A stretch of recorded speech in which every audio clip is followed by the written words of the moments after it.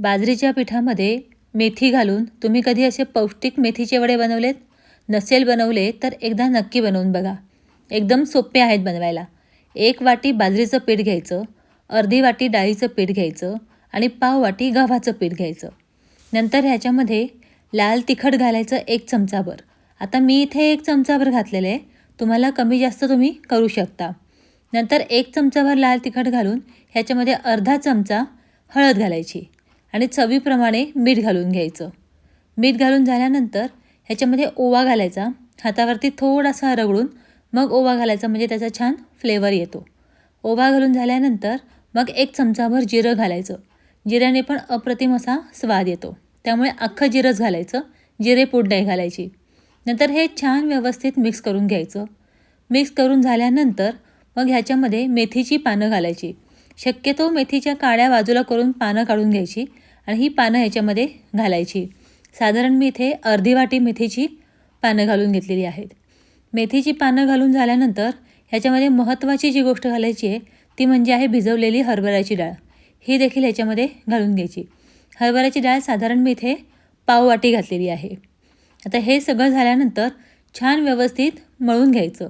म्हणजे आपण जसं पोळीचं पीठ मळून घेतो ना, अगदी त्या पद्धतीने थोडं थोडं पाणी घालून हे मळून घ्यायचं. पण जास्त फार लूज मळायचं नाही. आपल्याला हे घट्ट मळून घ्यायचं आहे, कारण की आपल्याला या भाजणीच्या वड्यांसारखे ह्याचे वडे तयार करायचे आहेत.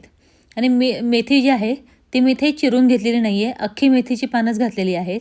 मेथी जर चिरून घातली तर वडे थोडासा कडवटपणा येऊ शकतो, कडू होऊ शकतात. त्यामुळे अख्खी मेथी मी ह्याच्यामध्ये घालून घेतलेली आहे. आता व्यवस्थित मळून घ्यायचं ह्याला घट्टसर असं. शेवटी थोडंसं 1 चमचाभर तेल घालून पुन्हा छान मळून एकजीव करून घ्यायचं. बनवायला अतिशय सोपी रेसिपी आहे, अतिशय पौष्टिकही आहे. तुम्ही नाश्त्याला किंवा मुलांच्या शॉर्ट टिफिनमध्ये सुद्धा हे देऊ शकता. आता हे छान मळून झाल्यानंतर ह्याला एक तुकडा काढून हातावरती असं आपण ज्याप्रमाणे भाजणीचे वडे करतो ना, त्याप्रमाणे वडे करून घ्यायचे आहेत.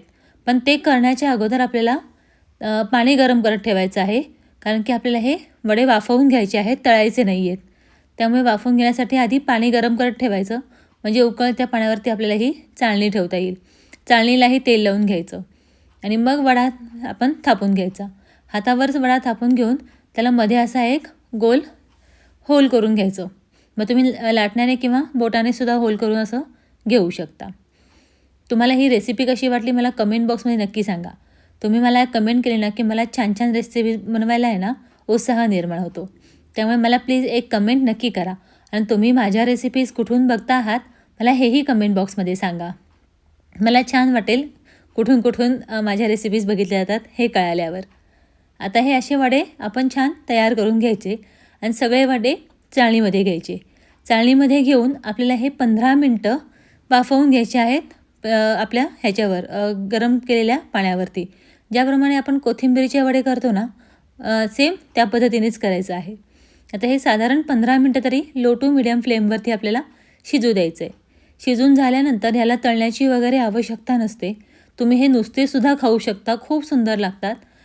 तुम्ही वरण भाताच्या बरोबरही हे तुम्ही खाऊ शकता. एकदा ही रेसिपी तुम्ही नक्की ट्राय करा. माझ्या रेसिपीज आवडत असतील तर चॅनलला लाईक, शेअर आणि सबस्क्राईब करायला विसरू नका. भेटू पुढच्या रेसिपीमध्ये. तोपर्यंत बाय. टेक